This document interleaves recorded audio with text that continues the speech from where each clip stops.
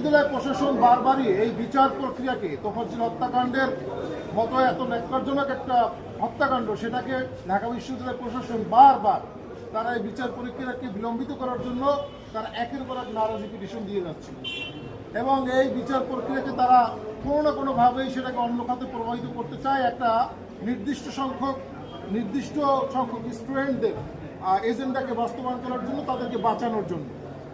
তারই ধারাবাহিকতায় এই শাহবাগ থানা 30শে ডিসেম্বর 2024 অভিযোগপত্র দাখিলের পরে তারা একটা নারাজি দেয়।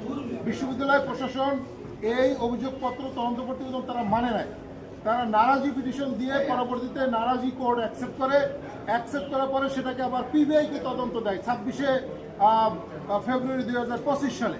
পিবিআই তদন্ত প্রতিবেদন জমা দেয় প্রায় 8 থেকে 9 মাস পরে।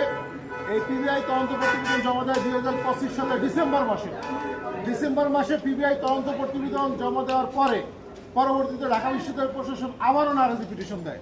মানে তারা হচ্ছে ঢাকা বিশ্ববিদ্যালয় প্রশাসন পিবিআইয়ের মতো সংস্থা যারা স্পেশালিস্ট এই সমস্ত বিষয়ে তদন্ত করতে, তাদের তদন্ত প্রতিবেদন, শাহবাগ থানার তদন্ত প্রতিবেদন প্রত্যেকের ব্যাপারে তারা বিচার প্রক্রিয়াকে বিলম্বিত করার জন্য একের পর এক নারাজি পিটিশন দেয়, কোনোভাবেই যাতে এই তোফাজ্জলের হত্যা বিচারটা না হয়।